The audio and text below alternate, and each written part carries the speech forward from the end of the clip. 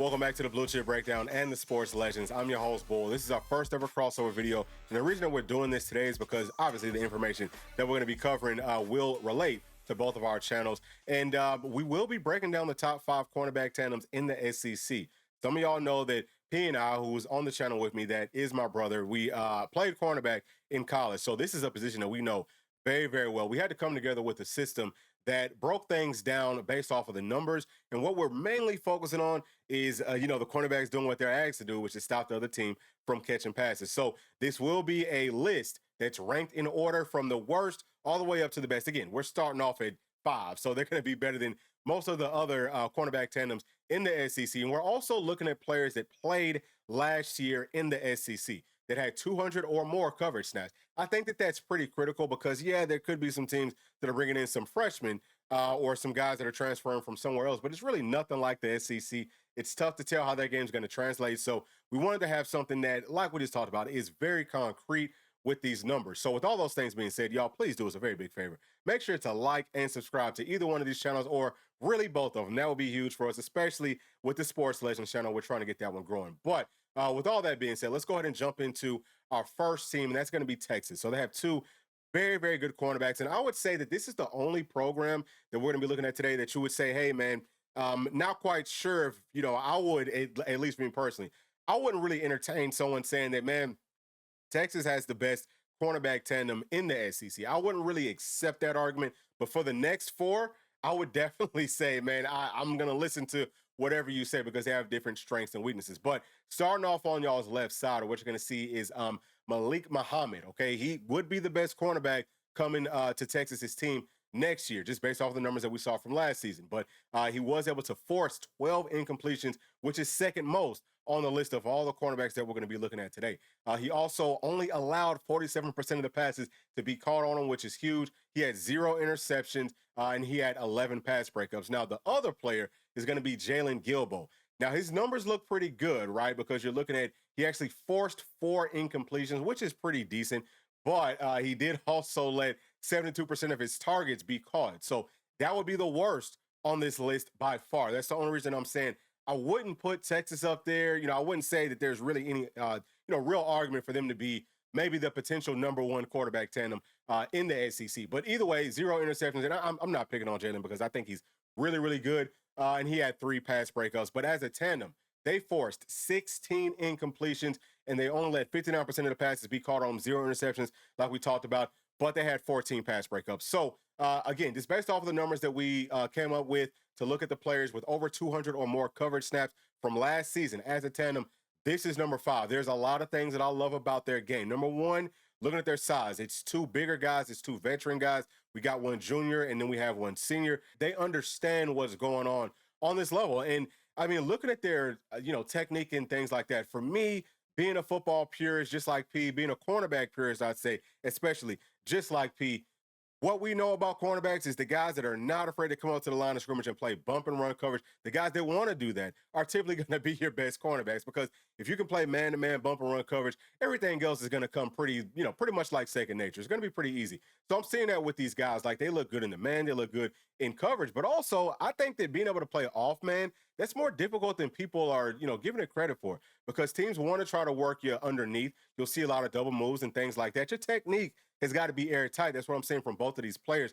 Really good eye for the football. Something else about everyone that we're going to be looking at today, they're all very physical players, right? Like, so they will come up, they're going to make tackles. It's not just about being physical with the, routes and all of that, but they will come up, they'll make tackles, playing with the proper leverage, getting off blocks and all that good stuff. So this is a really, really good group, and obviously they're only going to get better next season. Now, the thing about Texas is we know they're going to have a crazy good pass rush just like they did last season, and they also have very, very good safeties, which is only going to help these cornerbacks. Everything that we just touched on, that all works hand in hand. So I would not be surprised if these guys have a really big season coming up in 2025. And obviously, man, I think everyone that's on this list, they're probably NFL players, for sure. So I want to move on to the next team, and the next team will be the South Carolina Gamecocks. Man, they've got 2 big guys, 2 very, very versatile guys, which is great size. So we'll start off on the left side. We have Judge Collier listed at 6'2", 201 pounds. He's going to be a junior. And then the other cornerback is going to be Jalen Kilgore, 6'1", 211 pounds. Both of these guys, y'all, they can play anywhere inside of South Carolina secondary. And I'm talking about at a really, really high level. So, cornerback is what they mostly play. Actually, if you're looking at, looking at Kilgore, he played a little bit more nickel. So this group is a little bit different from the other groups that we're going to be looking at today. But I still think that you got to put some respect on their names for just being absolutely outstanding cornerbacks. But let's go ahead and go through some of their numbers. So talking about Judge Collier, he forced 11 incompletions, only allowed 48% of passes to be caught on him, 0 picks, 9 pass breakups. And then looking at Jalen, he forced 5 incompletions. He did allow 64% of passes to be caught on him, but he had 5 interceptions, okay, with 5 pass breakups. So as a tandem, we're talking about 16 forced incompletions, only allowing 56% of passes to be caught on him, 5 interceptions, and 14 pass breakups. And this is why they are sitting at number 4. But like I've been saying, man, I think that South Carolina is a program that I don't know where they're getting all these big old players from, but really, like, looking at their secondary, especially last season, it might be similar this year. Reminds me a lot of the Seahawks secondary when they called it the Legion of Boom, when they got a bunch of tall, long-rangey guys that will hit you, that look good in zone coverage. But really, I think that these guys are probably better in man-to-man coverage than maybe the Legion of Boom was. And I'm just talking relatively, right? Like I'm saying, just for like college, I think that their man-to-man coverage skills will stand up and they can play inside of the box. And they are a real, true run-stopping threat. So P&I love the guys that are super versatile, just like this. And, I think that this is on a different level. Really, I would say that, man, both of these guys could play a little bit of linebacker in certain situations. And I don't think that they would miss a daggum beat. So love the way that they can break up on footballs. Like we said, zone coverage is probably going to be better for them. They tend to have like this savviness where, they know how to stay on top of the routes. And, they know how to get underneath the routes. Obviously, the film study for them is huge. I can tell that they understand what a team is trying to do based off of, how they're lined up and all of that good stuff. And that's, really, that's something that's overlooked with cornerbacks. I think a lot of folks think that it's just about, hey, you can either cover these guys man-to-man or you can. But there's a lot of film study that goes into this stuff. And these guys get that on a really, really high level. Obviously, this is another team, and for really all the teams that we're going to be talking about today, they have a good pass rush, and the pass rush will help the cornerbacks out.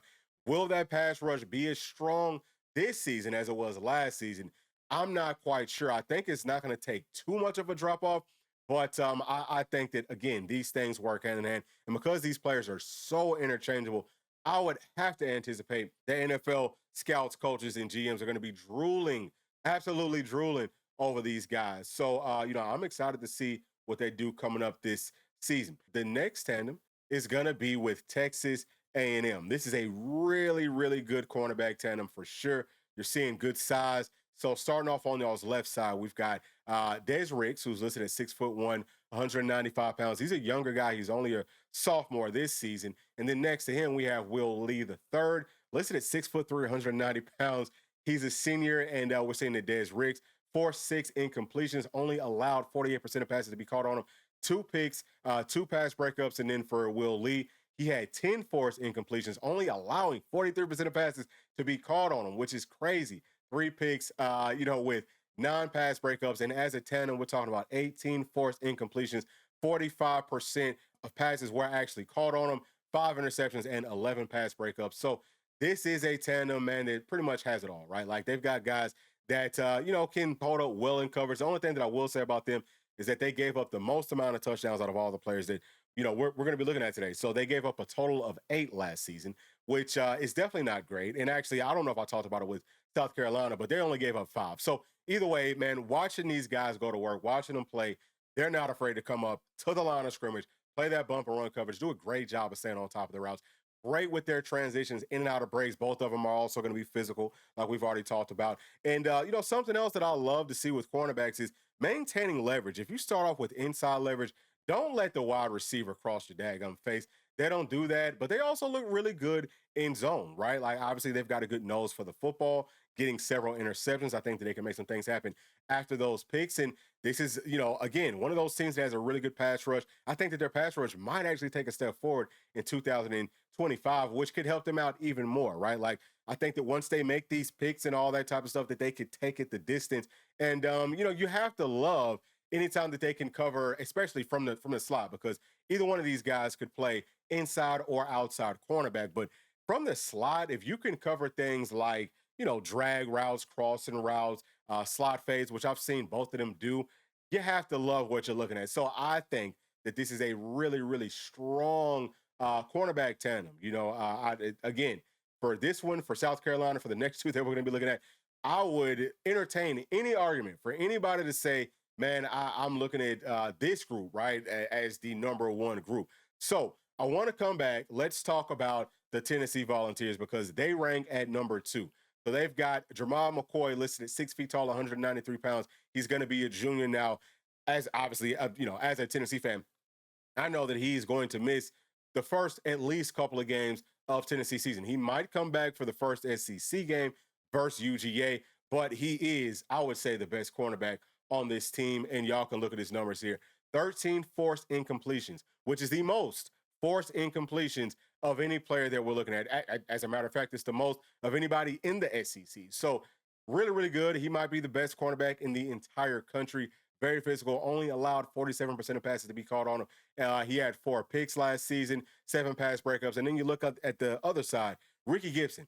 A lot of folks think that, man, Ricky Gibson kind of gets picked on, so he must not be that good.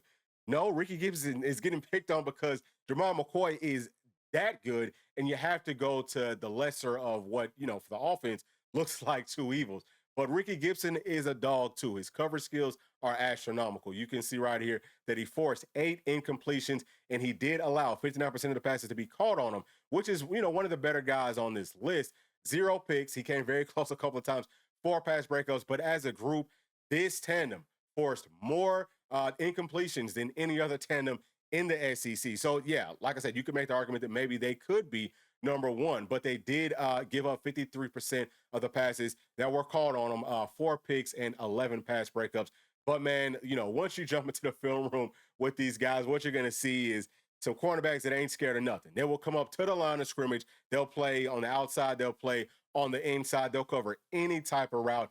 They are dogs. They'll body slam guys. You know what I'm saying? Like, they want to enforce that, toughness, that physicality on the offense at all times. So these guys with their size, with their length, again, like we just talked about, the physicality with the routes, the physicality at the line of scrimmage, but also the physicality to come off and make tackles and help out in run support and all of that. They will set very, very strong edges. They'll force things back to the inside. I know this obviously from watching these guys. Their technique is pretty much flawless. They run routes for these wide receivers most of the time. They want to stay on top. They're not going to let you beat them deep. They only gave up 5 touchdowns as a tandem last season, which is, tied for second best. So, them in South Carolina would be number 2 behind Texas and our number 1 team that's coming up here in just a minute. But I absolutely love these guys, obviously as a Vol fan. And, this is one of those groups here, we're just talking about tandems, but if you look at maybe like the depth of the cornerback room with Tennessee, I mean, you might be able to make the argument that, dude, I mean, looking at everything from top to bottom, they might be number 1 because they've got guys that have done such a good job, whether it's on the outside corner, whether it's playing at the slot spot or, whatever. All their cornerbacks have done a really, really good job that are going to be coming back next season. So this is a group that I think all Tennessee fans should be very, very, very excited with. And we already know that the pass rush will always be there for those Tennessee Volunteers. All right, so let's go ahead and jump into our next team and our last team, our number 1 team. So really, you can look at it as our last or as our first team. Either way, we're talking about these Auburn Tigers. A lot of folks are sleeping on Auburn. I think that they're going to have a very, very good football team. Part of that is going to be because of their cornerback tandem. I think that based off of our numbers, this one is probably the purest and the best just with coverage in the SEC. It's going to be one of the best in the entire country, obviously. But starting off on the left, we have Kayin Lee, who's listed at 5'11", 178 pounds. He's going to be a junior. He forced 10 incompletions, only allowed 42% of passes to be caught on him. He had 1 pick, 5 pass breakups. And then the other cornerback is going to be Jay Crawford, 5'11", 182 pounds. He's going to be a sophomore, so he's a younger guy.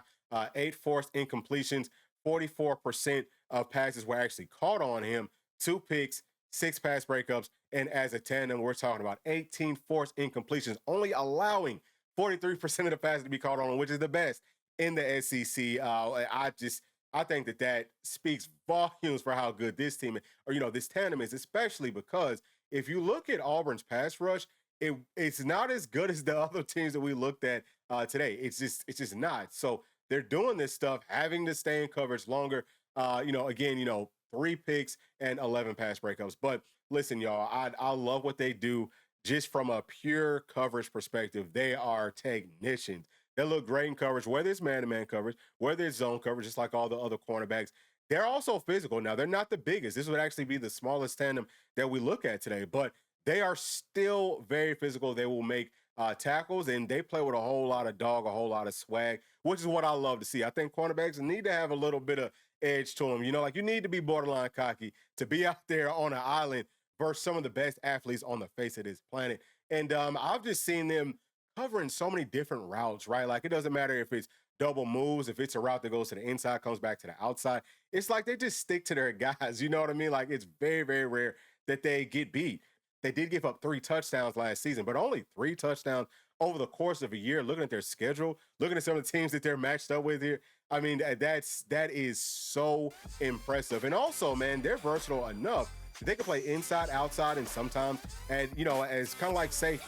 They definitely understand football on a really high level. You see them coming off of routes and things like that to help out other players whenever they've already got their guy covered up. So you talk about covering up a whole side of one field. That's what that means is, hey, I covered up my guy, but I'm also going to come help out with your guy because you might need a little bit of help. So that's what we're talking about with these Auburn cornerbacks. And, I could say really for the top 4 guys, really for the top 3. See a whole lot of that with those top 3 groups. But either way, man, I love this cornerback tandem, and I think that Auburn is going to shock and surprise several people. But either way, y'all, that's going to be it for this video. Let me know what you think. Do you feel like I got this list right, or who would you like to throw into this list? And as always, y'all, please do make sure to like and subscribe to the channel, and we'll see y'all on the next one. Thanks. Peace.